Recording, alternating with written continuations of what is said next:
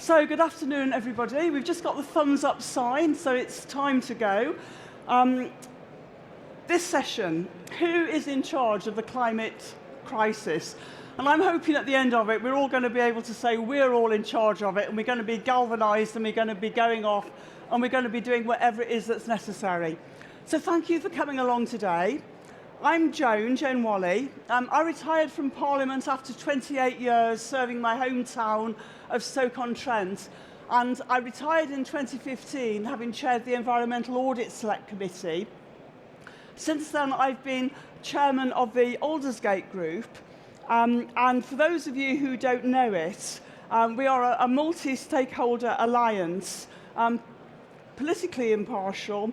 We're business-led, but we have NGOs and all kinds of organisations who are members, and we champion a competitive and environmentally sustainable economy. And that, to me, is the most biggest challenge that all of us face right now at the moment. Now, I'm sure you'll agree when you've heard them speak, I'm joined by 4 outstanding panellists, and a big thank you to all of them for coming today. I'll introduce you to them briefly now. At the far end, we have Dr. Eric Mackey, who is Public Engagement Coordinator at Cambridge Zero, Honorary Researcher at British Antarctic Survey, and I think, Eric, that you're here to tell us that possibly time isn't on our side, but he's here to tell us what the science actually says. And just in case that we don't quite know what to use or to do with that information, our next speaker, I'm very pleased to welcome, is Alan Simpson. Now, Alan was a very long-standing former colleague of mine, colleagues in Parliament. He retired earlier than I did, but he is an energy and climate advisor. And what Alan doesn't know about this whole agenda is really nobody's business. Most recently, he's been advising the Shadow Chancellor, and he stepped in at very short notice for Clive Lewis MP, who would have been with us today, but he's unfortunately on a 3-line whip, sending his apologies, but sending Alan as well. So thank you, Alan, for stepping in to talk about how we do need a Green New Deal. Next up is Professor Peter Newell, Professor of International Relations, University of Sussex, co-founder and research director of the Rapid Transition Alliance. And I know that you've got a huge amount of international work and track record on all of this. But I think for the purposes of this afternoon's session, Peter is here to give us and to talk about evidence-based hope, which I think is critical for everybody wanting to go forward. Finally, last but not least, is Etienne Stott, MBE. For those of you who don't know Etienne, he is a canoeing gold medalist at the London 2012 Olympics. And in the little tutorial that he's just given me about canoeing, he's reminded me that canoeing is about going forwards at speed. And Etienne, you were someone who actually went forward at speed, increasing pace, increasing ambition in the London 2012 Olympics at exactly the right time when you needed to. Now he's part of the Team Extinction Rebellion, and he wants to bring that same momentum to this whole agenda debate that we're having about the climate change. My job as chairman is to try and keep all our panellists on time, to make sure that we reach out to you, our wonderful audience, and to try and get some kind of galvanizing of the action that we need on this whole agenda of who is in charge of the climate crisis. I think that it was, as we've been reminded, Jean-Claude Juncker who famously said, "We all know what to do, we just don't know how to get re-elected once we have done it." We have somehow got to find a way of linking the politics of this, the urgency of this, so that we really do know that the Treasury and everything is working seamlessly on this agenda. I feel that there are so many issues, intergenerational, the whole democratic debate, the environmental debate, the professional standards debate, the way we get a cross-cutting agenda, get out of our silos and into that leadership role. And here to give you an introduction to the evidence base is Eric. Thank you. Hi.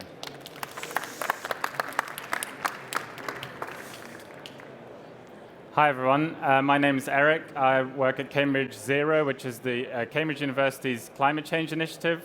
And I'm a climate scientist by training, so I'm going to give you a bit of an overview of the science and why time is not on our side, as Joanne said. So here's some data to get us started. So these are some graphs showing changes over the last 170 years since the Industrial Revolution. These are things that probably a lot of you know already. We've seen a huge increase in people's welfare, which has come with a rising global GDP. That has led to huge increase in energy use, increase in greenhouse gas emissions, and crucially, that has led to a global surface temperature increase of about 1 degree Celsius already since 1850.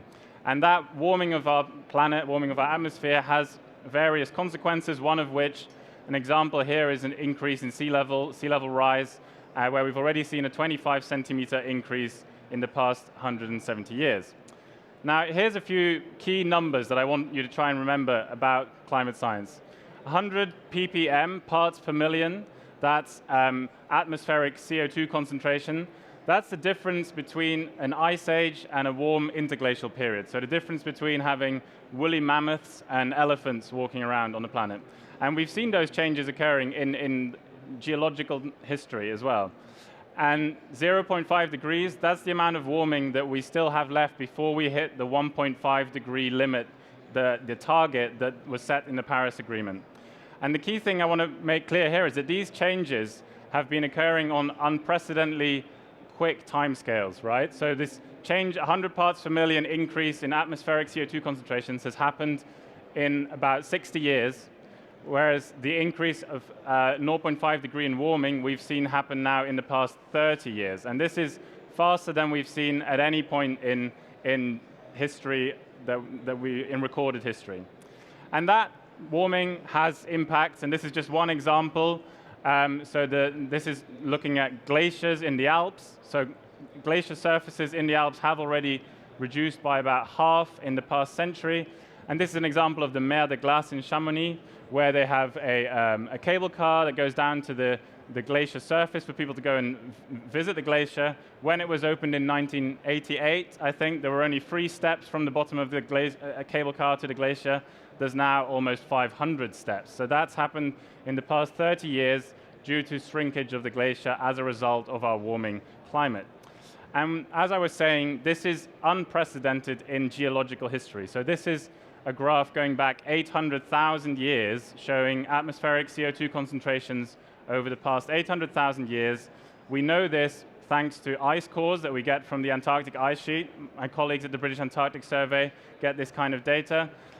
That little slice of an ice core you can see at the top left there, those little air bubbles that are trapped in the ice core, they let us analyze the atmospheric concentrations from way back going way back in 800,000 years. And that's how we know what the atmosphere was like back then. And you can see that there's a natural cycle in this over that time period. As I was saying, there's these changes between glacial periods and interglacial warm periods.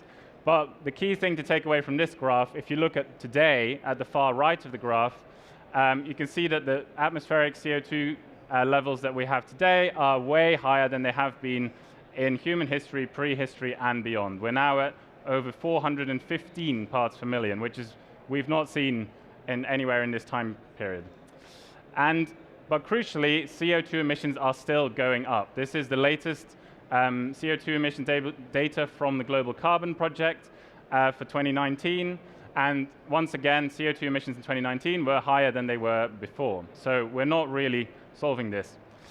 And that is leading to extreme weather events. We're already seeing increased risk of extreme weather events around the world in the current climate. So this map from Carbon Brief, which is a great resource, by the way, for any climate-related news. All these red dots on this map are recent extreme weather events where the scientific analysis has shown that those events were more likely to occur as a result of man-made climate change. So We know that these events have happened and are worse because of climate change. And just to give you a few examples, in the top left corner there, that's a very local example for me in Cambridge. Recently, on the 25th of July, we recorded the highest ever temperature recorded in the UK in the Botanic Gardens in Cambridge, 38.7 degrees.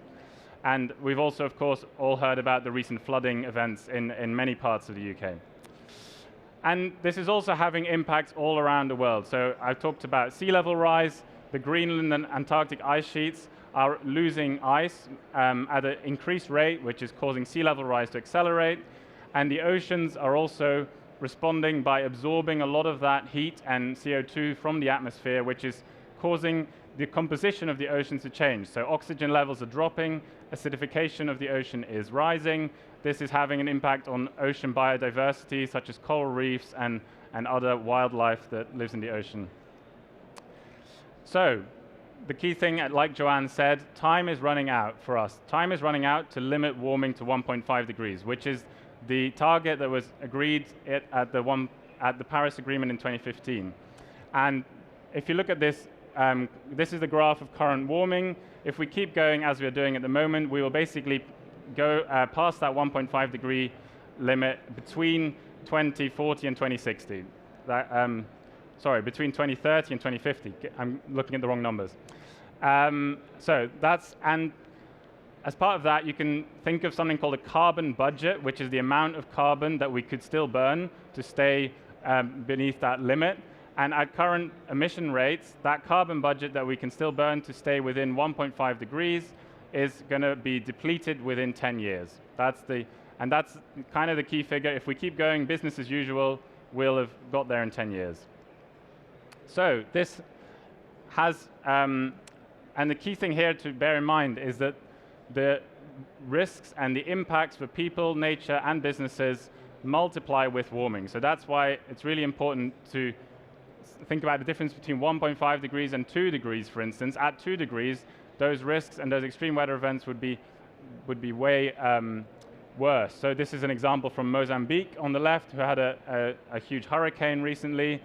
This is some examples for wildlife. So the top bird there is a species in the UK whose habitat is basically being the habitat's basically being lost because it's a bird that lives in the high mountain areas of the UK. As the climate warms, that habitat is being lost, and those kind of species face extinction. And there are various other risks for businesses and people, etc. And there are also risks of catastrophic climate shock. So you've probably heard about tipping points in the climate system, where one change in the climate system brings on other changes. So one example, I've already spoken about the ice sheets.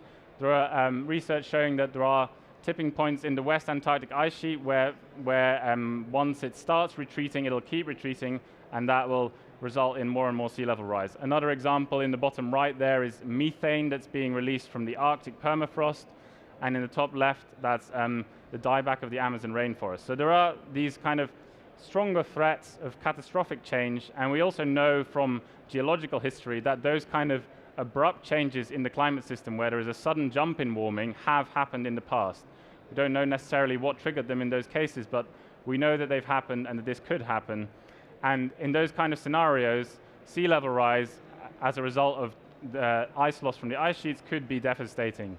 So this is an example here from the Southeast Asia, where you can see population predictions for large global megacities on the coast. Those could really face serious consequences from sea level rise in these kind of scenarios. Now, we've been seeing also a shift in public opinion recently, so there's a lot of talk about climate crisis. We've seen the youth strike for climate, and so there is a sense of urgency around this problem is coming up, and there has been a shift in public opinion. And I think we also really have a sense of responsibility to the young people to really act on this and to avoid these kind of nightmare scenarios that I've just been talking about. So to do that, we really need transformational change starting today. And this is, if you're going to, I've shown a few graphs. If you're going to take away one graph, then make it this one. This shows global CO2 emissions in the black dots, how they have been rising and are still rising.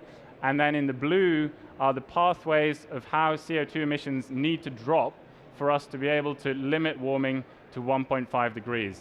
So basically, we need to get to net zero emissions at some point around 2050. And after that, the light blue below the x-axis shows net negative emissions. We'll need to actually be removing carbon from the atmosphere through systems such as carbon capture and storage, nature-based solutions, including tree planting. All these kind of things are going to be essential to get to that 1.5 degree target. And just an example from the UK decarbonisation. So the UK is doing quite well on decarbonising its power sector, so that's the red line, which has been dropping. But all the other sectors, including key for this conference here, the building sector, emissions are still basically flat. And those all need to be dropping to get to that net zero by 2050. So just to give you a very quick overview of what we're doing at Cambridge University. So Cambridge Zero has been set up to galvanize all of Cambridge University's research effort around net zero and getting to net zero. And these are the kind of research themes that we're working on. So energy transitions is transformation of our whole energy sector. So the example there in the top left box is an artificial leaf that's being developed by researchers at Cambridge to do artificial photosynthesis, basically. We're looking at how health and society is impacted by this and what changes are required in people's behavior and mobility, etc. We're looking at how we tackle resources and production and get to a circular economy. We're looking at resilience and how we can help businesses prepare for the impacts of climate change and plan for the future that they're facing. We're looking at changes in how we completely redesign our transport infrastructure and cities infrastructure. For instance, the example there is looking at ways we can decarbonize aviation.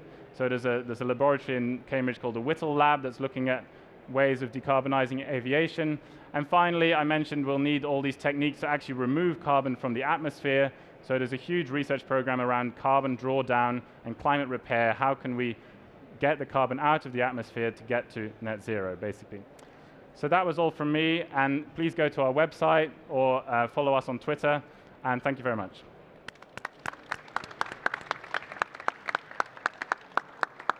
Well, thank you very much, Eric, and also for giving us the time. By the way, there are just a few seats on the front if people at the back would like to make themselves comfortable and sit down. So our next speaker is Alan, here to talk about what a Green New Deal economy could really look like and why we need change. Over to you, Alan. Great, thanks, Joan. I think one of the beauties of following Eric is that in answer to the question who's in charge, the answer is science or climate is in charge. Politicians definitely aren't. And the one thing that we need to do is to address a fundamental shift in the mindset of how we engage with the challenges that are now staring us in the face. My own belief is that we're at an inflection point where we have to embrace the notion of systems change, and that much of what has passed in the past is absolutely unviable as pathways to the future. That's, in a sense, what I've been doing as work with John McDonnell and Clive Lewis in terms of the greening of Treasury policies. To get there, we have to engage in a mindset that talks about wartime planning for peacetime security. And that's where the Green New Deal comes in. It has to be real in the lives of communities across the whole of the UK landscape, if not the international landscape. So that's where our starting point is. What we have to do is to combine a national plan with radical decentralization, democratization, and decarbonization. And the timescale of that, I want to bring it forward even shorter from the one that Eric suggested. It seems to me that what we have to do is to cut our carbon emissions in half within this decade, and in half again in the decade that follows, and in half again in the decade that follows that. It's a relay race, and you don't get into the next stage of the relay unless you hand over the baton having done your first leg of the running. So this is where the radical decarbonization has to begin from now. If we're to look at where our current carbon emissions are found, they are 35% industrial, 36% buildings, transport. The hidden one is services, because there's been fraudulent accounting in the UK, which basically says if we just consume stuff that is produced offshore, we don't have to count it. You know, my explanation to ministers and shadow ministers is like peeing in the neighbour's garden and pretending that it's a sanitation system. This is a mess that doesn't go away if you just put it somewhere else.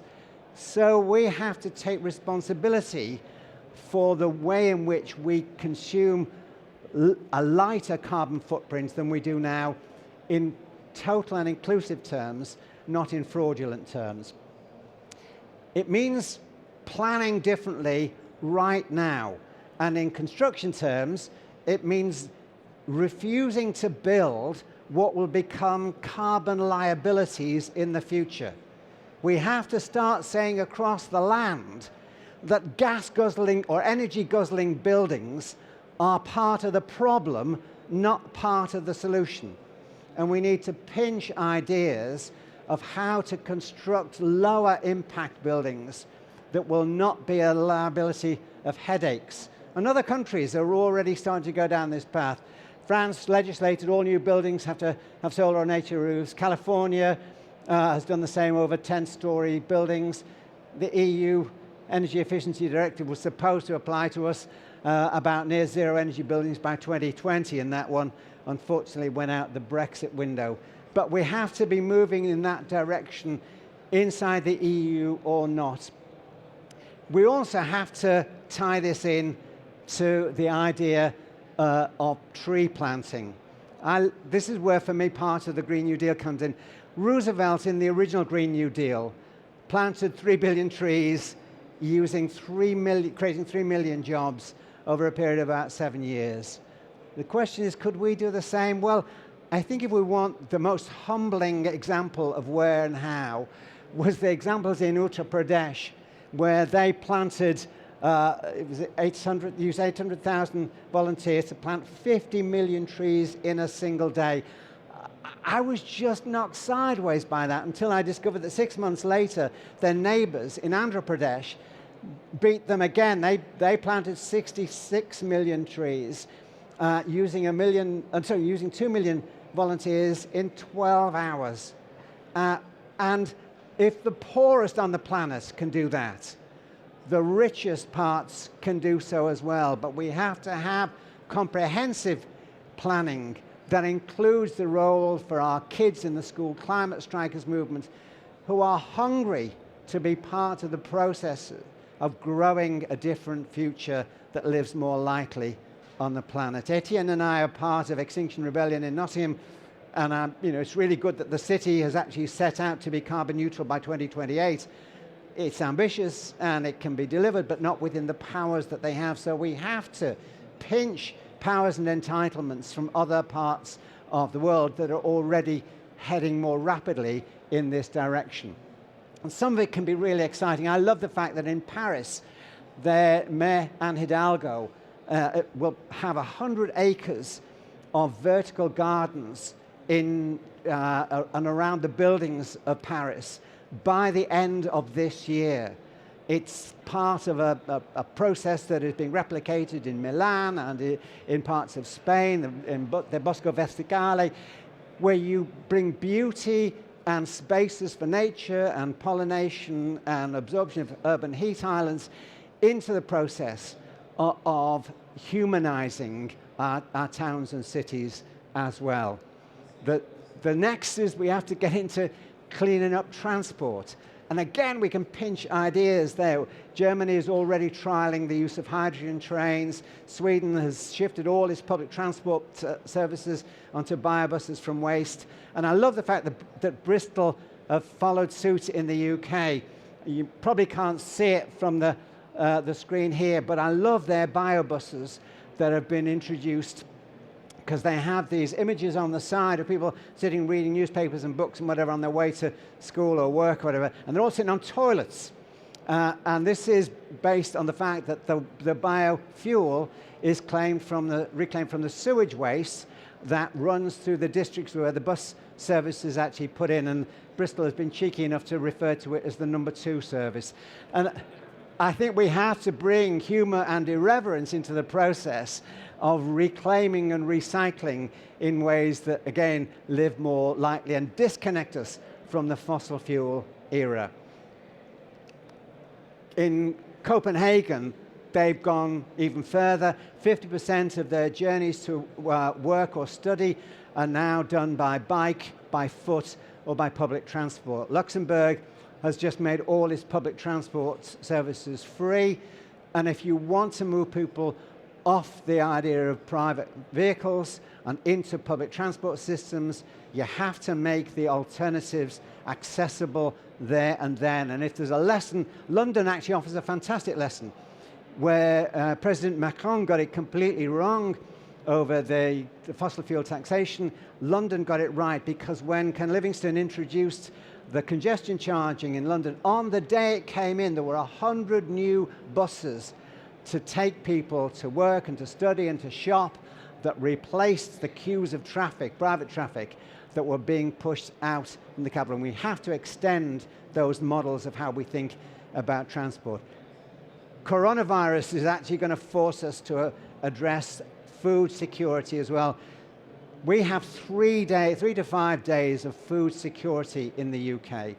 The Treasury official who over the weekend said agriculture is not important to us is bonkers, because what we will have to do is learn to live more lightly, and the models of this are to relocalize interdependent systems of food accountability, where the slow food, the slow towns movement, localize production, distribution, and living in line with the seasonality of food production, not being dependent on globalized systems that you hope will fly in the food just in time. We also have to localize energy, and this means breaking the grip of the big six that have been obsessed in the UK with saddling us with one-way streets from power station to plug, when other parts of the world, or certainly other parts of Europe, are already rapidly moving in other directions. I went to this village in Villeponsride, which seems to be a really good example of where you could start from the entirely local. They have 11 wind turbines, 5 biogas plants, a hydropower system, and almost 5 megawatts of solar power. And they produce 5 times the amount of energy that the village needs. When I asked them what they did with it, they said, well, we share it. We share it with neighboring districts. And they do so at lower costs, because across Europe, increasing parts of the European landscape have a right of local supply, where they are able to supply clean energy at effectively half the grid price, whereas our whole regulatory system is designed to prop up a cartel that overcharges people for energy security. Where I took some of the shadow cabinets to Denmark, where after the oil crisis, the last oil crisis, they socialized the ownership of energy and said, actually, it's wrong to talk about it as a market. It's a service. You can't sell energy for a profit. And they haven't had price increases in many areas for 10 years. Completely different world from the one in which we presume energy to be a market that rewards the producers but not delivers security for consumers. We have to head on from that as well back into buildings. I love the fact that in Denmark and the Netherlands, you can't get planning permission to build new buildings that are connected to the gas grid. When they introduced this as a proposition in Denmark, the construction sector said, well, we can't do it. You have to be connected to the gas grid. And they said, well, don't worry if you can't do it. We'll ask the Germans. Within 2 months, the Danish construction sector were back with a whole raft of plans about how they could do it. You just have to have a willingness to say you can't go there. You know, a different sort of fossil fuel drug addiction is not the answer to fossil fuel drug addiction. And if you want to break the habit, you have to do so by design and by leadership. Norway, you know, we're still dragging behind the fact that we can massively increase the recycling of plastic waste. They currently recycle 90% of their plastic bottles and do so in a system that is underpinned by a whole raft of deposit return schemes where the bottles are barcoded, people take them back. They don't get cash, they get vouchers, all of which can be spent in the local shops and in phenomenally popular. Again, they just gave the industry an incentive. They said you can either have a really high tax which will be imposed on non-returnables, or you can have no tax at all if you have recyclable bottles, and when over 90% of them are actually recycled. And I say their current rate since 2006 has been in excess of 95% recycling. This is not a challenge that is going to wait for us. All of these elements are examples of where we can create jobs and inclusion and make the next generation part of the solution to the existential challenges that we all face. This is not just an age thing. My daughter says to me every week that I set off to come down to this madhouse in Parliament, she says, just remember that it's only deeds that count now. Words aren't enough, it's deeds. And she's right. But those deeds have to be able to draw on the ideas and the experience that crosses generations. So I don't care whether this is a combination of old legs and young dreams or old dreams and young legs. We have a 10-year challenge in which if we harness that imagination, we can dance each other to the end of love, and that's what it's about.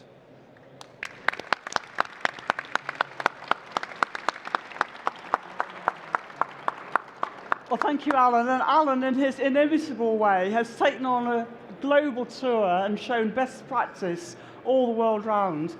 And I don't think he's really mentioned in detail some of the wonderful work that's actually already going on in Nottingham, which he helped to get set up, with passive houses being built, with remediation of buildings to make them fit for the future, for a net zero carbon future. So thank you, Alan.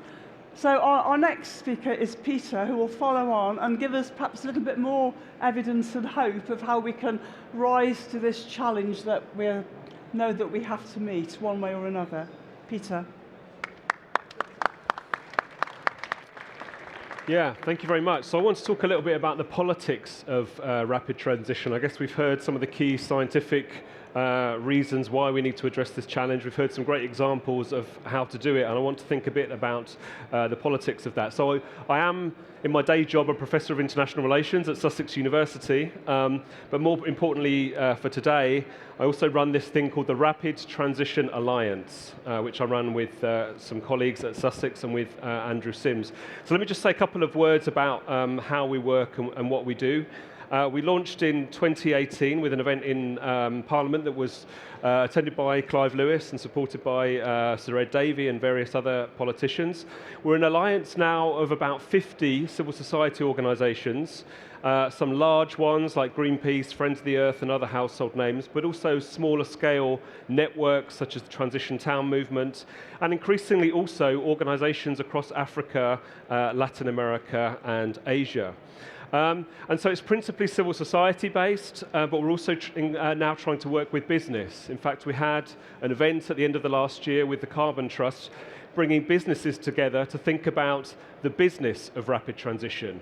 What does it actually look like for businesses to try and align their corporate strategies with a 1.5 world? What does that actually imply? What are the concrete steps? What are the challenges? And we've launched today, actually, a short briefing that's available on our website. So have a look at that if you're interested. And our strapline, our key message, if you like, behind this alliance is evidence-based hope. So as XR will tell us, we need to tell the truth. We need to be honest about the scale of the challenge, as we've heard from Eric. We're up against the clock. The consequences of getting this wrong are catastrophic. But we also need stories of hope and inspiration about the possibility of change. We think we need to inspire and imagine alternatives. As Rob Hopkins from the Transition Town Movement, who's one of our members, put it in his book on this subject, how can we move from what is to what if? What if we did things differently? What if we thought differently about transport, about mobility, about energy, about housing, all of these key sectors? And so what we're trying to do in the Alliance, and you can have a look at our website, is generate stories of positive, rapid change. Stories around energy, transport, housing, water provision, infrastructures, from around the world today to show that this is already going on in various parts of the world. There are positive stories of change that we can draw on, but we've also done some of this in the past as well. So we have lots of historical examples that illustrate the possibility of change. And so it's really a resource for learning and for activists and others, and hopefully people in this room, to call out inaction.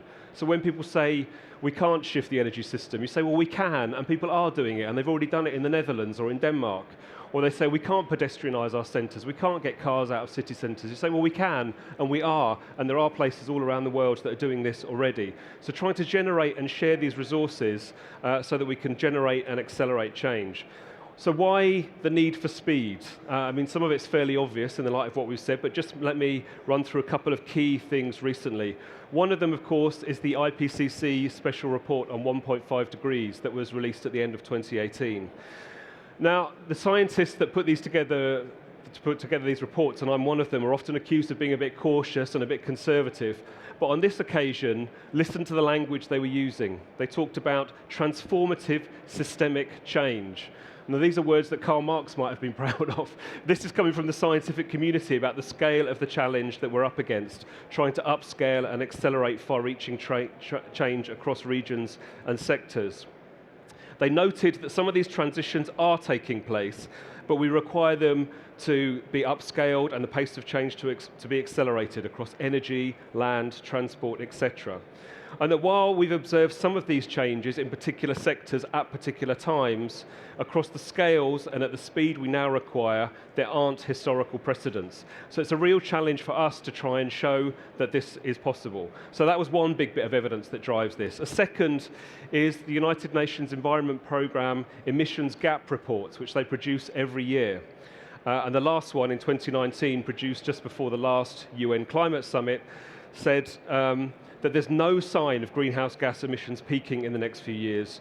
And yet every year of postponed peaking means that deeper and faster cuts will be required. So the longer we leave this, the harder it will get. And if we're not on the right trajectory by 2030, all hope of a 1.5 degree trajectory is lost, and 2 degrees is almost also out of the window. 80 to 90% of coal reserves worldwide need to remain in the ground if these climate targets are to be reached. 35% for oil reserves and 50% for gas reserves. Even assuming all countries fulfill their pledges, and that's a massive if, because these are voluntary, nationally determined contributions, we'd still be on course for at least 3 or 3.5 degrees warming with catastrophic consequences. So that was the second alarm call, if you like. The third one is a report called the Production Gap Report that again was produced by the United Nations Environment Programme together with a whole series of researchers.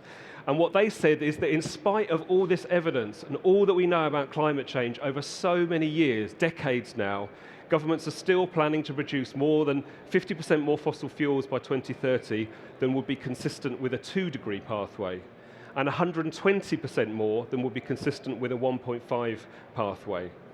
So we're clearly planning for a fossil fuel future despite everything we know, despite the consequences of climate change, particularly for the poorest in our society.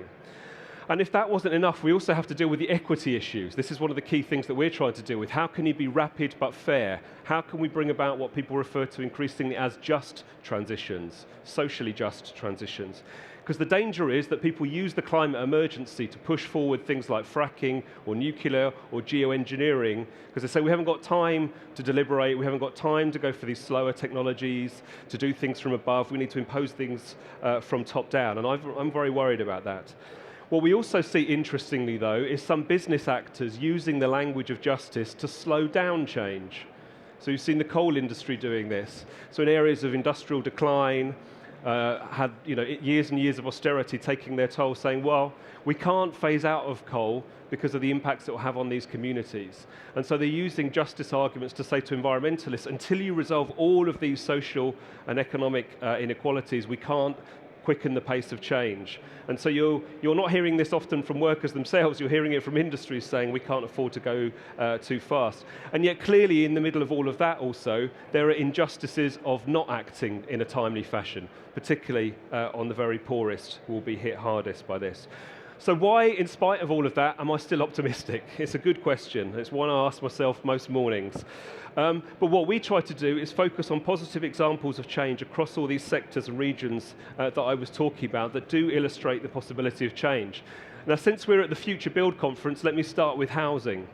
Given that the UK's current housing market crisis, to which there doesn't appear to be an obvious short-term solution, we're going to have to adapt our housing to climate change, and it appears to be an insurmountable problem.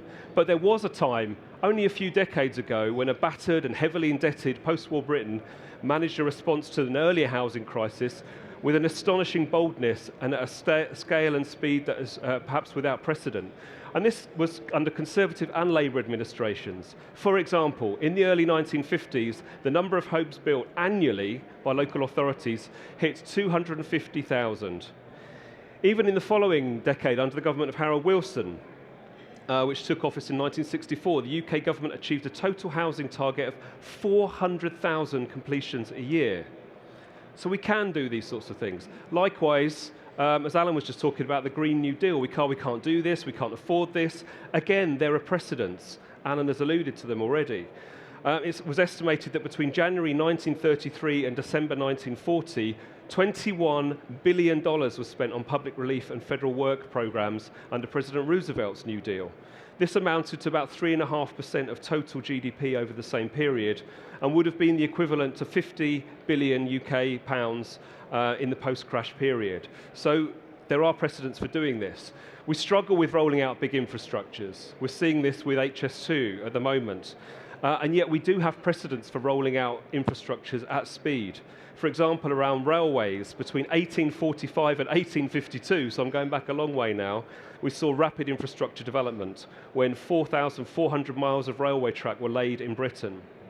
We talk about the challenges of breathable air in our cities, and we're seeing all around the world, in the UK and in Spain, car-free cities taking off, improved cycling infrastructures in Copenhagen and other places. So let me just wrap up with a couple of thoughts on what do we learn overall about rapid transition? And this is something we're trying to do as part of the Alliance, is develop a living guide to rapid transition. And I would invite all of you at the front line of trying to do this rapid transition to contribute your ideas and your stories of change to this. Clearly, and others have picked up on this, we need bold leadership. We need governments to set clear targets and timetables, to have coherent policy, to bring the key actors together and use all the levers of state power to do this. We really need them all. And I am encouraged by the fact that some governments around the world are deciding to leave fossil fuels in the ground. The reserves are there, but they're leaving them in the ground anyway. Belize, New Zealand, France, Costa Rica have moratoria on the exploitation of new oil reserves. So some governments are stepping up to the plate. Some of them, and I've been pushing this, are also arguing for a fossil fuel non-proliferation treaty. We need different entry points for this conversation. Not everyone is going to care about climate change as the primary entry point for doing this. It could be about health, it could be about energy security, it could be about employment. All of those things are fine. We just need to get things moving. In many contexts, it isn't the driver. India has a hugely ambitious solar program, a national solar strategy, and it's all about energy security and reducing imported oil. It's not driven by climate change per se. Who cares? They're doing it, they're rolling it out, it's ambitious, it's the type of thing we need to do. A second key lesson is about perceptions of fairness. If you think back to the Second World War and discussions around rationing and so on, these sorts of things are only tolerated when people feel that it's fair to all members of society, and that those that are polluting most, in the case of what we're talking about today, are pulling their weight. And so we see it in the discussions about a frequent flyer tax, for example, in the UK, right? So 80% of emissions come from 15% of the population. We need very targeted, clear mechanisms that target the source of the problem and that are fair to the rest of society. So just to wrap up, I think we need to make the most of the crisis, to do things differently and to try and upset businesses as usual. The Green New Deal first emerged as an idea after the financial crisis of 2007-2008.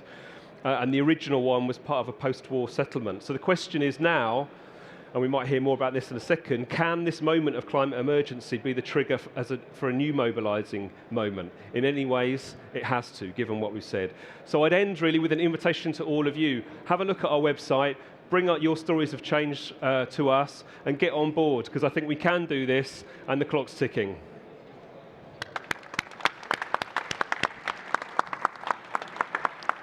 Well, thank you, Peter, for giving us that hope and for perhaps reminding us that it's all now in everybody's hands. It's in our hands, each and everybody's hands, government's hands, everybody's hands, to find a way of collaborating and working together.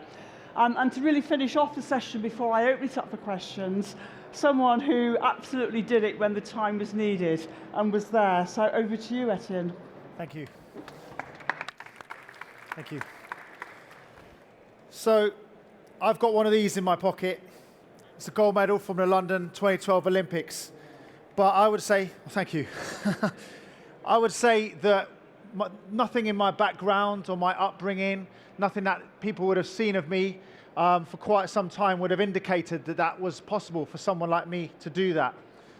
But I would say that one of the talents that I do have is that when I set my mind to an idea or set my mind to a task, I'm good at seeing opportunities to pursue it. I'm good at making choices in pursuit of that goal, in pursuit of that target that I set myself. And I believe that if you make consistent choices in favor of a target towards a goal, you can find yourself in some very interesting places. So, here we go. There we go. So one of the first, that's an example of me making many consistent choices over quite a long time when my crewmate Tim Bailey and I won the gold medal at London 2012 Olympics. And another is where this photo was taken. This is a photo taken just a few weeks ago, in fact, out the front of the City of London Magistrates Court. I've just been found guilty for a public order offence relating to my Extinction Rebellion protests in April 2019. And both of those moments are moments I'm very proud of and took a significant number of choices for me to get to those places. And in my life as an athlete, in my life as an activist, I try to embody a form of leadership. And it's not leadership where you're telling people what to do, which is done in a spirit of authority. It's a form of leadership where you're showing people what can be done, and it's done in a spirit of endeavor. And this form of leadership, this spirit of endeavor, is seen in sports and all sorts of things that inspire us. And in those things that inspire us, we see people doing things that show us what human beings are capable of. And for this form of leadership to be released, we need two things to be present. We need a challenging task where the outcome is potentially uncertain. And we also need courage. Without those two things, you will not really see this sort of leadership. And in sports, we have these two conditions on display very often. In sport, the task is always difficult. Sometimes it seems barely possible, like being the best in the world at something when loads of other people want to do that the same as you. Sometimes it seems impossible, for example, the 4-minute mile or the sub 2-hour marathon. But you also see courage as the athletes pursue their goals and they turn their ideas into action every single day towards what they want to happen. But if you strip out the boats and the bikes and the balls and the tracks and the pools and the nets and all the technical aspects of sport, you're really just left with a difficult task and courage. And after the Olympics, and ever since the Olympics, I've had people come up to me and say, oh, I'm never interested in sports, but the Olympics really inspired me. It made me really excited and brought something alive into me. And I believe the reason we're inspired by such things is because we secretly identify with them. Deep down inside, we know that we have something of this. When things resonate, it's because a body that is vibrating creates vibrations in another body. And in a way, that's what's happening here, you get a resonance. When we feel inspired, it's our strings being strummed. And that's because we all share these strings. We all have these strings that we share as human beings. And that's what creates that sense of leadership, I believe, that we all possess that. We have that sense that we all possess it. In our society, however, this form of leadership, this spirit, is often suppressed. And sometimes it's actually carefully hidden by ourselves. Perhaps it's something to do with our background. Perhaps it's something to do with the expectations of other people. Perhaps it's our role in society, or perhaps the place that we are in. Sometimes that means that we are not able to express fully that spirit of leadership that is inside us all. And perhaps sometimes it's very limited for opportunities for it to be expressed. But I believe the bottom line is that we do know that we are capable of doing something like the things that we see that inspire us. And I actually do fervently believe that we're all capable of that form of leadership that shows what can be done. This is human potential. This is actually humanity in its beauty. And it's my belief that this form of leadership, showing what can be done, not telling people what to do, showing people what can be done, is what we need on a massive scale in addressing the climate and ecological emergency. And let's be clear what's at stake. Some of the previous speakers have kind of shown us this. But I'm going to tell us why I think we need this form of leadership. We're heading to a really bad place right now. There's people all around the world, and in fact there's people in the UK right now are already in that bad place. We're killing our planet. There's people who are vulnerable. There's people who are suffering. And it's really a bit worrying. More than a bit worrying, it's worrying. But I believe that an alternative is possible. I believe that we can create or can secure a living world, and we can protect what's left of its wonders for the future.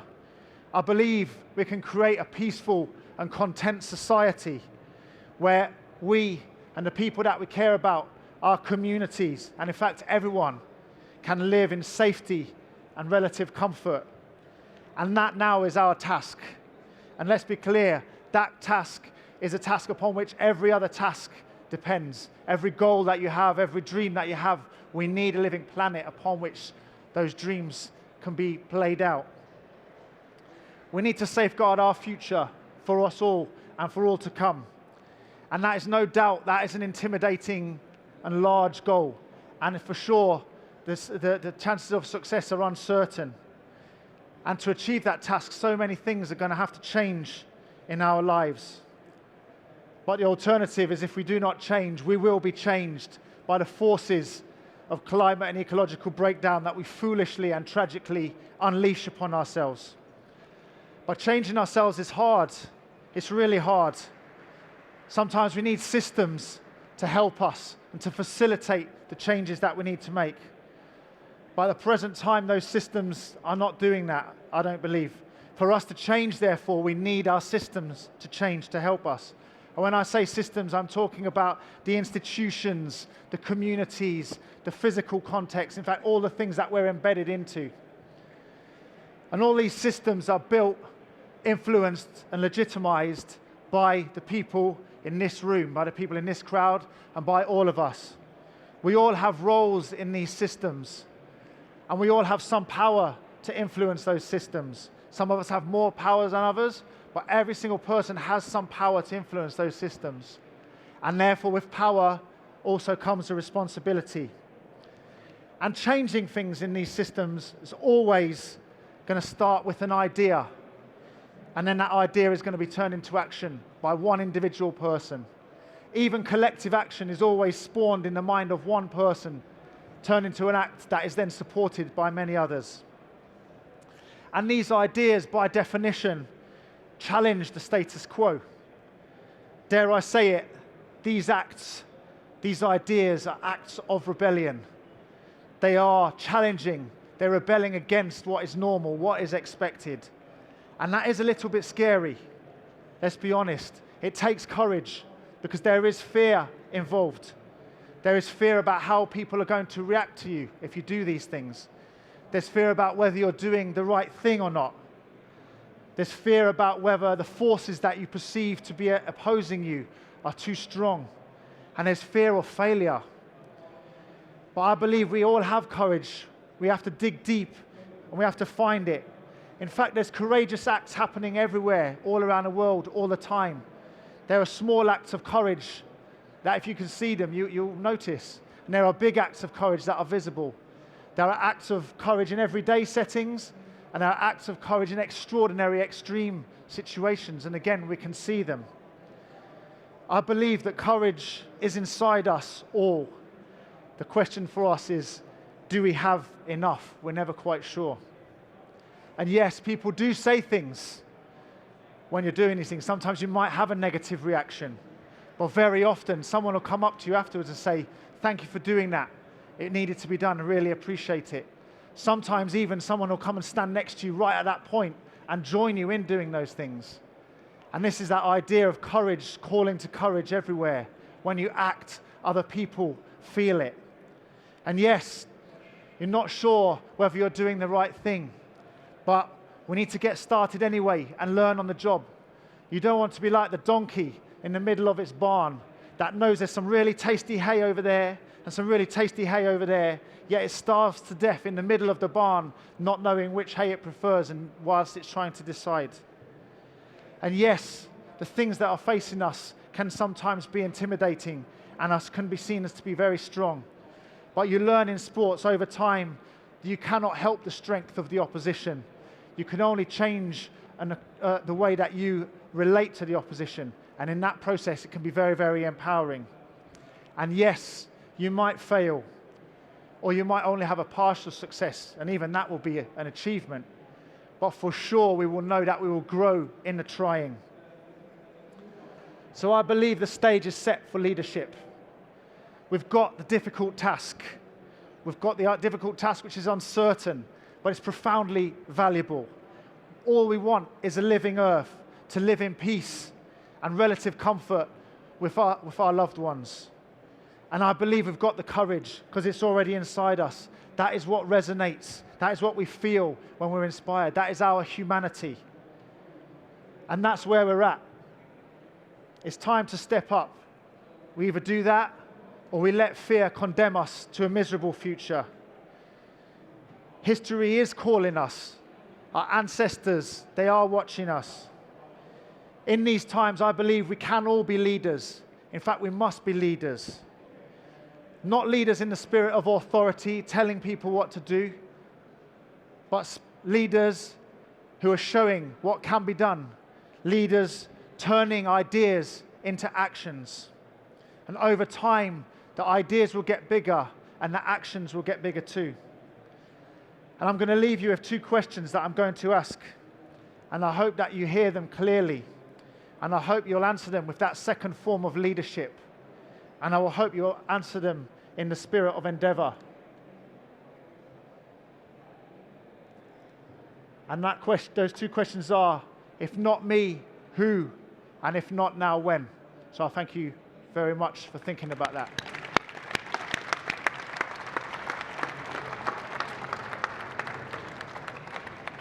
Well, I did warn you that Future Builder got an inspirational panel for you, and now I just want to see what kind of an inspirational audience you are. I realise some of you have got to go on to other events, but we have got a quarter of an hour for, I think, quick questions. I really would like to get in this microcosm of people here a sense of what you can each do, what we can each do, how we can collaborate, how we can rise to this challenge. So who can catch my eye? Thank you. Yes, here. Have we got the microphones, please?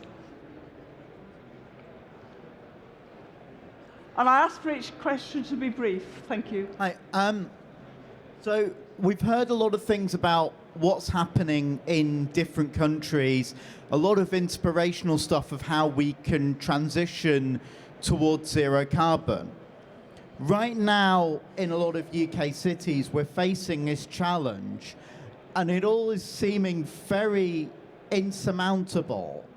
And I just responded to a consultation document from a city council that has declared a climate emergency, and wow, their policies are really not tackling it head on. So how do we start to push at that and make it happen? Okay, thank you. I'll take a few questions and then I'll give the panel a chance to respond. Yes, we've got two here. Here, and then behind. Thank you. Yes? My name is Matt Howells from MySpace. I'd like to direct a question to Alan. Thank you for your presentation. I'd like to hear your views on the outcome of the third runway at Heathrow and the background to that decision and what you think that means for public investment decisions going forward. Okay, and behind. Thank you. Yeah, Naresh Giangrandi from Transition Towns Movement. I heard two broad themes, one of kind of managing this transition, the other about rebellion. I'm just curious where the panel stands on those two ends of the spectrum. Thank you. And one more question on the front row here. Hello. This question, I guess, is more aimed at Peter Newell. And I think many of us really know the transition needs to take place and are completely committed to it in our hearts. But you know, the current economic system is pinning us to a certain set of behaviours, whether it's in business, institutional. And in terms of being able to step out and into a lifestyle that is actually having a net positive impact on biodiversity and actually leaving a positive impact on the planet. How do we exist within the current model and create lifeboats or opportunities for people to really make huge transitions, whether they're worker co-ops, opportunities to realign your business, to work collaboratively, to the standards required to face a climate emergency? Okay. I'm going to ask our panel to, we'll leave Alan's question on Heathrow till the end, and a very brief reply, I think. But I think the first one about where we have cities with climate emergencies, how well equipped are the local enterprise partnerships? There's just been a report by the Industrial Commissions Board saying that they're nowhere near where they need to be in terms of the zero carbon economy.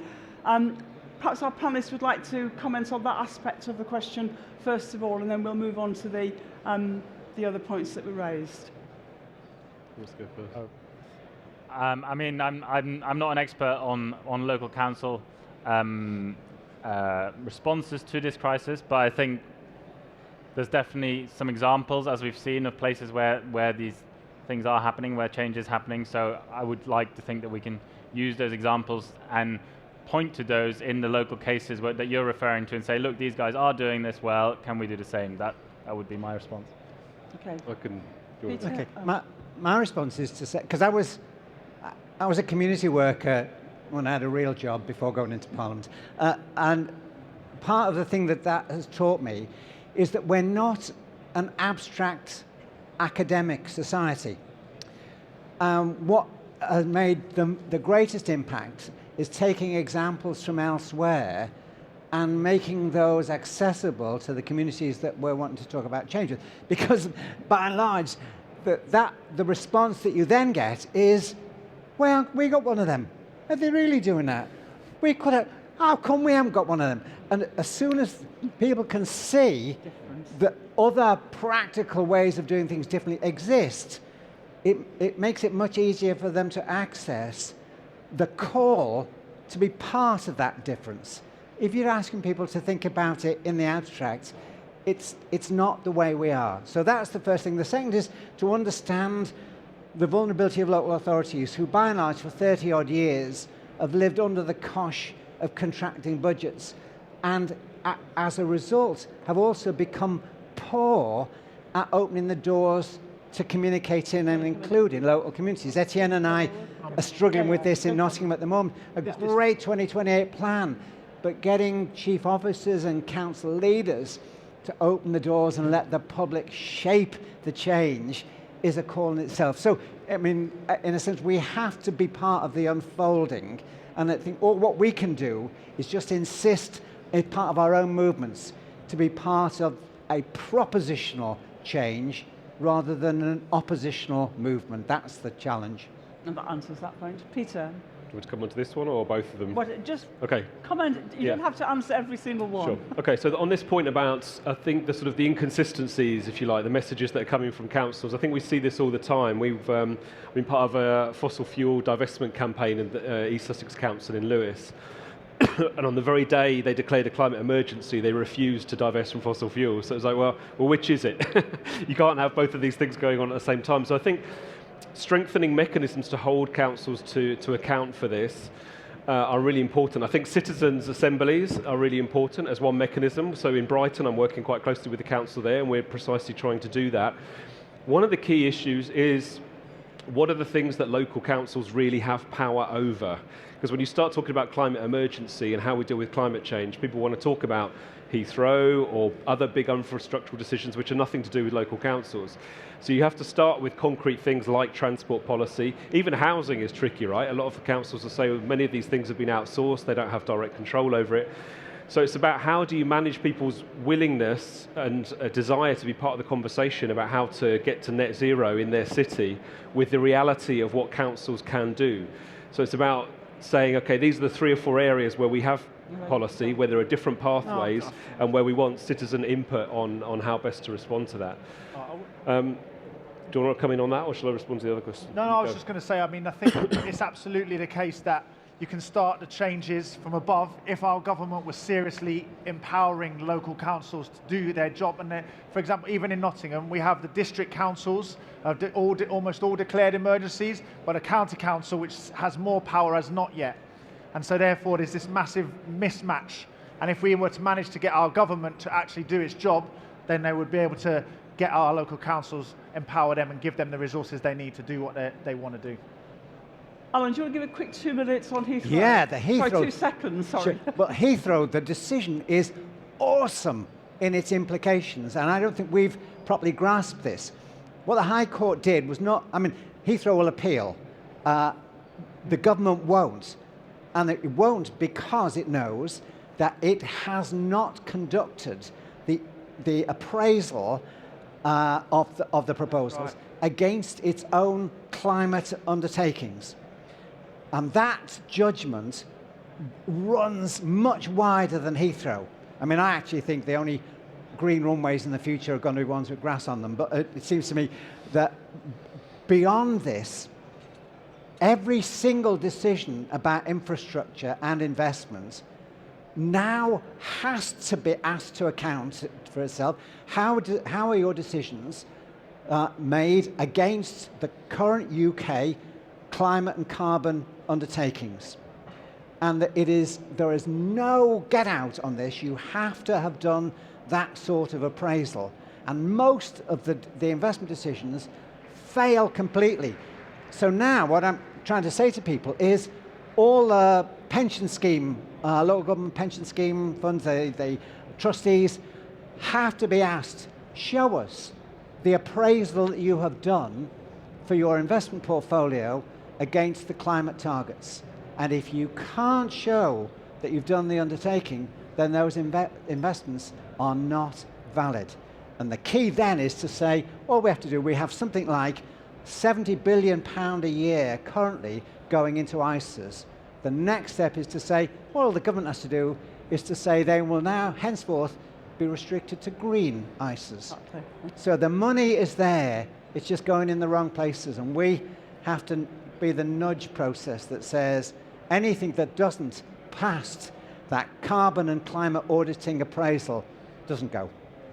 Alan, thank you for reminding us that the Climate Change Act with the revised net zero carbon is central to every bit of policy that we have in this country.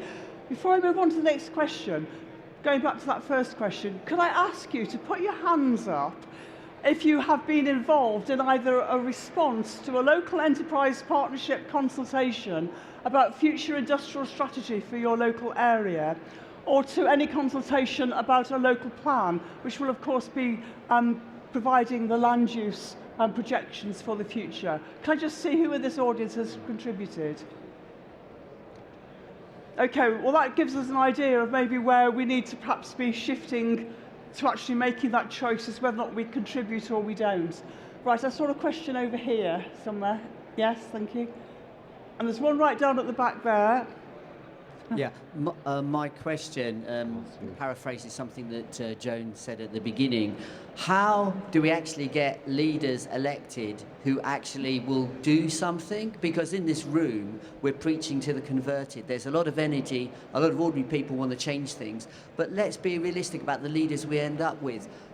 When we're at a crisis point, you have someone like Trump that doesn't believe in climate change. In Australia, a country which is most affected by the terrible climate calamities, you end up with Scott Morrison getting re-elected. And I can't remember, Alan mentioned the congestion charge. I seem to recall that Boris Johnson got rid of a whole section of it when he was mayor. And we've got dirty air. So how do we actually get all this energy into actually getting people elected who will do something rather than the complete opposite? Okay, and there's a question I saw at the back. Yeah, thank you very much. Well, it's a good follow-on to those points. So thank you very much, the panelists, for bringing this all together. My question's about political courage. I am an elected Green. I'm in Bristol, but our council won't divest. It still has a transport plan, at least until 4 p.m. this afternoon, if they change it, that is basically all the right policies and all the wrong money. It's all going to road building, and there's no money going to all of the sustainable transport. And we've got a local plan that's providing site for infinite new housing growth, because the government's told them, but building on the floodplain right the way through the city. So how do we get the political courage to say, this time we'll actually change the plans, we'll actually change how we spend the money? Okay. Because the rhetoric's there, the policies are even there, but they don't seem to be willing to change. And we had tens of thousands of school strikers in Bristol last Friday marching through the centre saying, blaming actually politicians and media for doing nothing. Now we do something occasionally, but how do we change to real action? Okay, I've got time for one last question. I want to get some gender balance into the questions if I can. Yes, thank you, over there.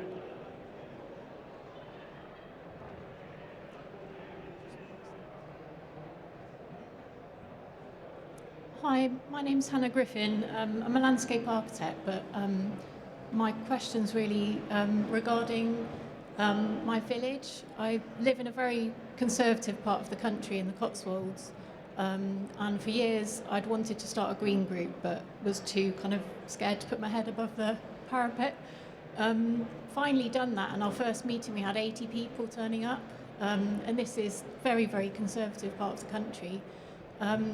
And I've had some great advice today for running our group, but I just wondered if the panel could give just some pithy, what would be your kind of key bit of advice for running a group like that? Right, okay, well, I'll bring in Etienne first of all, because you were itching to get in at the previous question. Yeah, I suppose one of the things that I don't know how many of you are familiar with Extinction Rebellion's 3 demands, but the third one is to go beyond politics. And the idea there is that representative democracy at this time is failing us. It's unable because the people cannot get re-elected if they bring in the policies that we need. So I believe that we need citizens' assemblies, which are where you get randomly chosen people from the whole population to deliberate, to be informed about the facts, to be given the parameters of a decision, and then they deliberate on a just and sensible way of achieving that. And to me, that is one of the most powerful things that we can do, because it actually takes these difficult questions out of the hands of politicians who have to get re-elected. And this process has been shown to work in all sorts of areas. And I suppose it comes back to a question that was here a little bit earlier. I do believe that rebellion is important at this point to create the space and to be able to put these ideas into the public sphere. Citizens' assemblies, I believe, are really, really important and powerful methods. So I implore you to research those. And I believe that with those, we could actually achieve a just transition that is actually where people understand why we need to make these changes. And that would be very, very powerful. And that would take care and take the load off some of the responsibilities off our politicians. Thank you. I'm going to turn now, thank you for that, Etienne, to Eric. I just wanted to try and link up a few of these questions. So there was a question about managing with current system versus rebellion, and there was a question about how to get leaders elected who will actually do something. And I think there's there's a sort of sense of, yes, the rebellion aspect is really important to get things to shift and to make these changes happen. But there is also, because of the sense of urgency, as we see in the science, a sense that we have to work with the systems that we have to make some of the changes happen. So I think, to answer your question, I think there are both things are important. Like, we do need to use existing systems to make changes happen at the speed that is required. And that's where I think a lot of these local suggestions that are coming up are really important, like your local village green group is great, and the citizens' assemblies are great. Those are all things that can really help get to the sort of solutions we need as quickly as we need, and put pressure on our elected officials to actually make those changes happen, even within their parties and within their party guidelines. Thank you. I'm going to go to Peter next, if I may. Okay, let me just make a couple of quick points. So one about the broader economic system. I think this is absolutely vital. It can't just be about individual behaviour change or trying to shift local council strategy. It has to be about the bigger enabling systems, right? I mean, it has to be about, goes back to the point about leaders, it has to be about shifts to the electoral system, in my view, so that we can enable more green voices to come through. It has to be about corporate responsibilities, directors' responsibilities, like shifts in corporate governance, new ownership models that you alluded to. Some people are innovating with parliament, so you can have representatives for future generations, ombudspeople for future generations. We have them in Israel, in Hungary. I think the Welsh Assembly has one.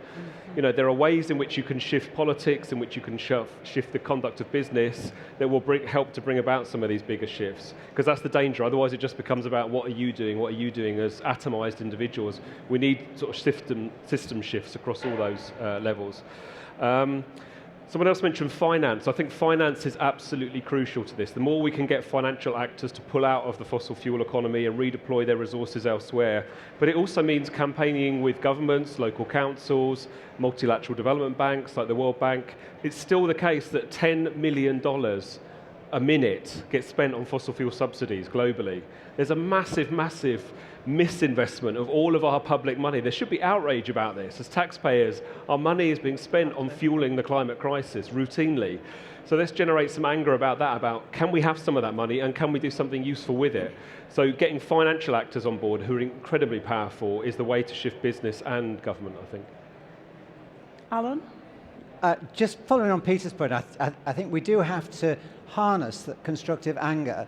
And there's a really good example right now in respect of coronavirus, in that the World Bank set up these bonds for dealing with pandemics. We've already satisfied the condition of a pandemic, but it isn't being defined. And why is it not? The answer is because when the fund was set up, it was underpinned by bonds, which were bought on a high-risk basis, on the basis that you got a 7% guaranteed return if no one had claimed against them by the due delivery date, which is this June. And all the derivative traders are now sitting there thinking, we stand to lose if the World Bank and the World Health Organization acknowledges this as a pandemic. We lose, the casino gets cleared out. So they want us to hold out until post-June, when they can cash in their chips at a 7% return and the public get to pick up the bill. Well, we've got to say that it is no longer our job to bail out the casinos. And if there are needs, let us mobilize the world's financial resources to meet the world's financial needs. So that is the first bit about constructive opposition. The second is in relation to moving ourselves. We live in an era of destructive disruption, and I think we have to move towards constructive disruption. Your village, I did quite a lot of work with the Italian slow food movement. It never began in the Italian parliament. It began in towns and villages that wanted to relocalize the sense of food accountability and food security, and as a byproduct, the seasonality of living with what nature provides us in the seasons that we have. So, in a sense, that is driven by localities like yours being the change. The same things happened in lots of the transition towns movement, and in my case, in an inner city, working class, multiracial area called the Meadows, where we've set up our own community energy co-op. which is aiming to turn the whole area into a zero carbon footprint area. And this is putting the poor at the forefront of the change process. That is the constructive part. We can't turn our backs on mischievous disruption as well. And I just recall one of my first experiences when I went to Nottingham, in an area that was pre-clearance but was being lined up for neglect in St Anne's. The council cut back the refuse and waste collection services. And so the Tenants Association that was formed basically said, well, they got a couple of lorries from the T&G, and then once a month, one Saturday a month, they went all around St Anne's collecting the rubbish that hadn't been collected, and they took it straight to the council house, offloaded it onto the steps of the council house, and they said to them, don't worry about it, you know, we know you're short of cash, we'll just keep bringing it for you. And within a couple of weeks, the council had restored the level of refuse collection services in those areas. So I'm thinking now all those pension fund trustees who won't move their sort of investment strategies away from it, new roads or transport infrastructure, but keep them in fossil fuel addiction programs, we start to take the waste back to the people who are making the decisions. And we can do so in ways that are constructively irreverent, because when it comes to the point of seeing the waste turn up in their front gardens, suddenly the problem gets perceived differently. And we need to be saying that this is an ecological and existential crisis, the like of which we have never known. And if we want to get out of it, we have to be part of the transformative change that Peter described. Okay, so I'm going to... Be the change, and it'll happen. I'm going to bring this session to a close. I'd like to thank every member of the audience and every member of the panel. I'd also like to give a particular thanks to Sue James from the organisation EDGE and REBA, who've done so much to bring about the urgency with which we need to tackle this problem. And I'd just like to really challenge you all as you go out and you pass the world, just at the end there. Let's think about the leadership that we need. Let's think about the choices. Let's think about the inspiration. And let's try and rise to the challenge. And let's find the hope and the evidence to actually mean that when Future Build meets in another year's time, we can feel that we're well on that way, on that trajectory towards zero carbon sooner than what is currently legislated for. So thank you all, and to our panellists very much indeed.